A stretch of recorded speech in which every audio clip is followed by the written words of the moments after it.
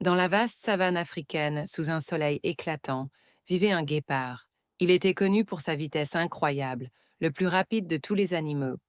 Ce jour-là, le guépard avait très faim, son ventre gargouillait et il cherchait désespérément de quoi se nourrir. Il scrutait l'horizon, espérant apercevoir une proie facile. Sa faim le rendait impatient et un peu moins attentif. Soudain, au loin, il vit un jeune zèbre. Le zèbre était seul, broutant tranquillement l'herbe verte. Le guépard se lécha les babines. Ce zèbre semblait être le repas parfait, facile à attraper. Il se tapit dans les hautes herbes, préparant son attaque. Son cœur battait fort d'excitation et d'anticipation. Avec un bond puissant, le guépard jaillit de sa cachette. Il fonça vers le zèbre à une vitesse fulgurante. Le zèbre, surpris, leva la tête et vit le danger. Il commença à courir de toutes ses forces. Le guépard était sûr de lui. Personne ne pouvait lui échapper quand il courait ainsi. Il réduisait rapidement la distance qui le séparait du zèbre. La victoire semblait à portée de patte. Mais le jeune zèbre n'était pas seulement rapide, il était aussi très malin et observateur. Il savait que la savane ouverte était l'avantage du guépard. Il devait changer de terrain. Le zèbre aperçut une petite forêt dense juste à côté. C'était sa seule chance de s'en sortir. Il changea brusquement de direction et se dirigea vers les arbres. Le guépard le suivit sans hésiter. Dès qu'il fut sous les arbres, le zèbre commença à zigzaguer.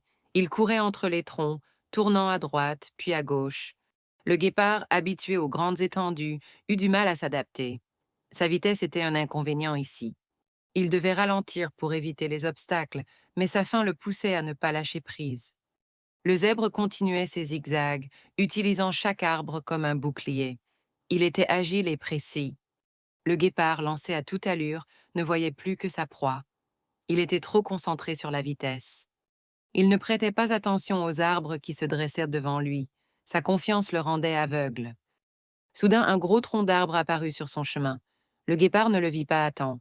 Il s'y cogna violemment, s'arrêtant net dans sa course. La douleur le fit gémir. Le zèbre, entendant le bruit, jeta un coup d'œil derrière lui. Il vit le guépard au sol. C'était le moment parfait pour s'échapper.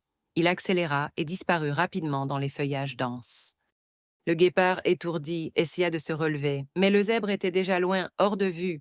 Sa proie avait disparu, et son ventre gargouillait toujours. Il était seul et blessé. Allongé au sol, le guépard réfléchit. Il était le plus rapide, mais cela n'avait pas suffi.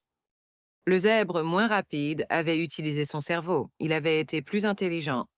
Le guépard comprit que courir vite ne suffit pas toujours pour réussir. Il faut aussi être malin. Il se releva, un peu plus sage qu'avant. Il avait appris une leçon importante ce jour-là.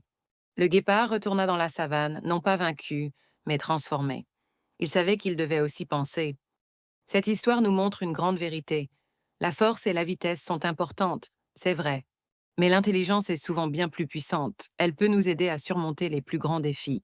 Alors, n'oubliez jamais cette leçon. L'intelligence peut vaincre la force.